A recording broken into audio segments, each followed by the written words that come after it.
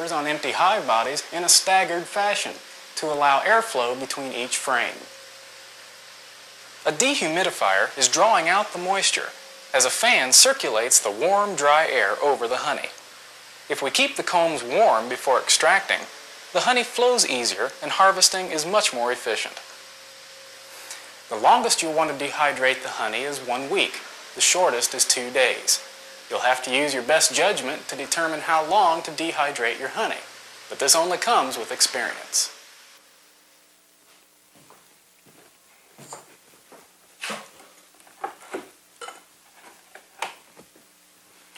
Our honey has been drying for several days now, so I am confident that we can extract it and get the quality that we want.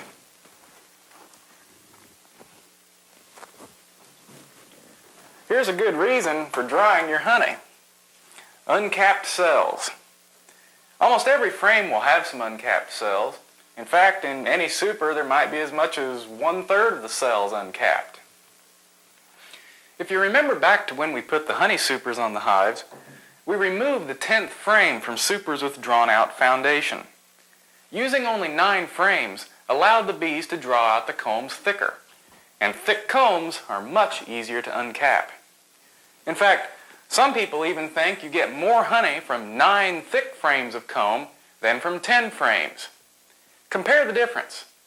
This comb came from a super of 10 frames of new foundation.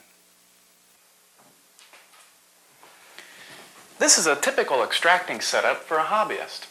We need to follow a very specific sequence to extract the honey.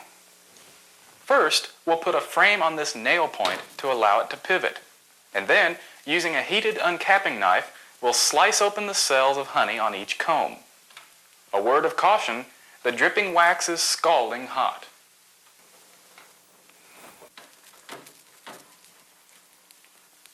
The cappings fall into a screen basket in this uncapping tank. The honey will continue to drip out of the cappings into a catch bucket. We'll place the frames of uncapped combs on the tank next to the extractor until there are enough to load. This will keep the honey dripping into the tank. This is a 4-frame extractor. Centrifugal force throws the honey out of the cells onto the tank wall.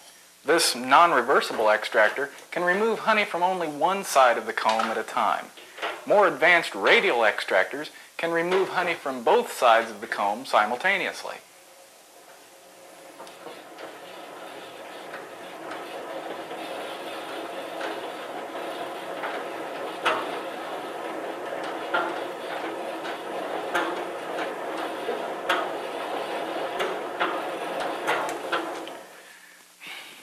Sometimes a comb will break while being spun, but there is a technique to spinning that will save many of the combs.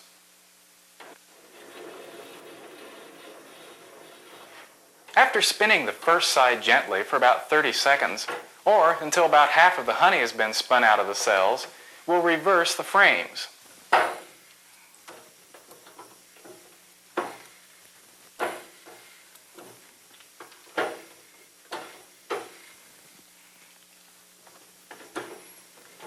Now we will extract the second side completely. Then turn the frames back to the first side and spin out the remainder of the honey. When all the honey is out, we'll put the frames back in the supers and use these same combs next year. The honey in the extractor contains dead bees and bits of wax, most of which is removed as it passes through the double screens. About 2 supers of honey will fill a 5-gallon bucket. Now this looks ready to go.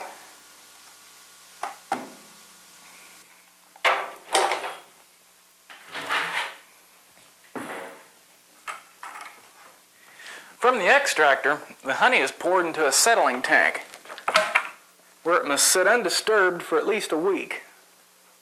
This lets small particles of wax and air bubbles rise to the surface where we can skim them off. Air bubbles can cloud the honey and cause a scum on the top of the jars. Most commercial honey producers would heat their honey at this point to aid in the final straining and a prolonged shelf life by killing yeasts that promote granulation. However, heating is not really necessary for most hobbyists. All honey will granulate, but can always be reliquefied by placing the jar in boiling water. The harvesting process yields not only honey, but plenty of beeswax. The shaved-off cappings that fell into the uncapping tank are new wax that was produced this year by the bees. And because this wax contains few contaminants to darken the final product, it is the highest quality and the most desirable of all beeswax. We let the cappings stay in the tank where they fell to allow the honey to drip out. After a couple days of draining, we'll wash the wax cappings in water to remove any remaining honey.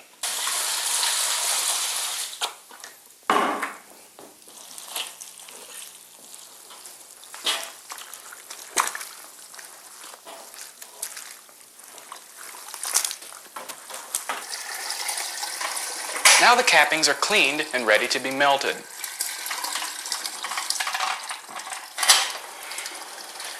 The cleaned cappings go in here.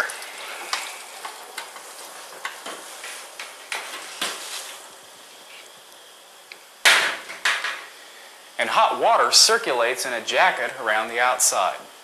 This wax melter is electric and uses 220 volts, but there are solar wax melters which use the sun to do the heating, thereby conserving electricity. It takes about 20 minutes to melt a load of wax. As soon as it becomes liquefied, it will flow out into one of our molds.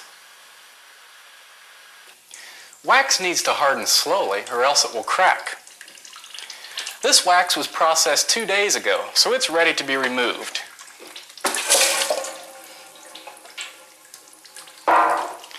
Foreign particles will settle to the bottom of the wax cake, so we need to scrape the bottoms clean.